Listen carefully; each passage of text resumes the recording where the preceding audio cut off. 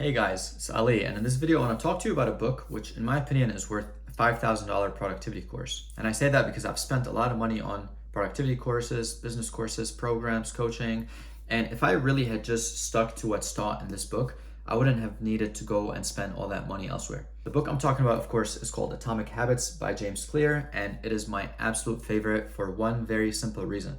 Now, if you're here for the first time, my name is Ali Al-Karaguli. I am a systems engineer at the NASA Jet Propulsion Laboratory. I'm also the founder of Next Level Systems, where we help entrepreneurs scale their businesses while working fewer hours. So based on what I do in my job at NASA and in my company, it is very clear I'm a very systems-oriented person, very practical type person, and this is exactly why this book wins in my opinion. What James Clear has really done a great job doing is basically make his ideas as practical as possible. There's no like law of attraction stuff, there's no manifestation, none of that. There's just inputs and outputs, actions and results, and how to build the right systems and design your environment in the right way such that taking the action is the path of least resistance. And there's a quote in this book that I absolutely love, and you've probably read this before. It says, "We do not rise to the level of our goals, we fall to the level of our system." And this quote is so true because what I've noticed whenever I try to be productive or build habits or stick to habits for a consistent amount of time, no amount of willpower or discipline can simply overrule the fact that how you design your environment, whether it's your room, your office, or your digital environment, your computer, your phone,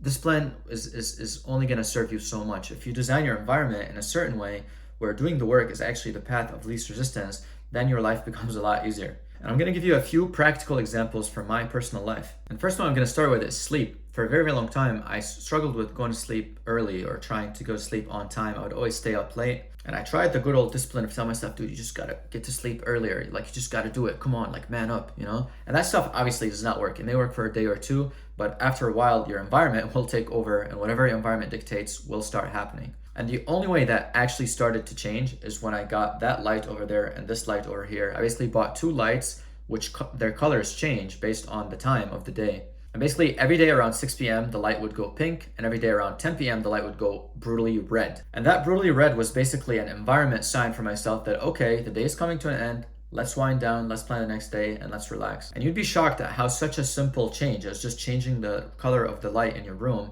done repetitively day after day, has put me in the habit of every day around 10 o'clock when the room gets red, I literally just say, okay, it's time to chill. I go sit down, plan my next morning, and I relax.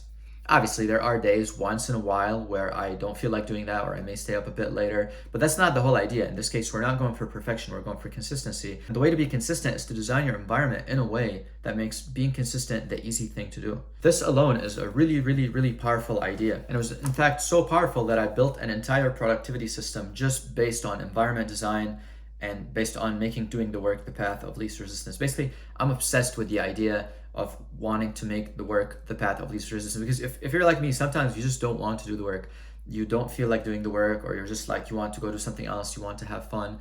And the only way to do that sometimes is just to make doing the work literally the only fun thing available. This is why on my channel, you'll see that I preach the idea of subtract before you add. Before you go on, sign up for a bunch of things, just remove things that are distracting you from your environment. Something as simple as your phone, or too many folders on your desktop, or notifications coming from your social media apps. Once you get rid of these things which are clouding your environment, then you'll clear up some space and some room to go and do something that matters. Now, if you're an entrepreneur and you're interested in using environment design alongside other concepts to double your revenue in 4 to 6 weeks, I'll put a link below on a video I made on how I might be able to help you. Other than that, you can go ahead and check one of my videos over here. Thank you for watching. I'll see you in the next video. Peace, love.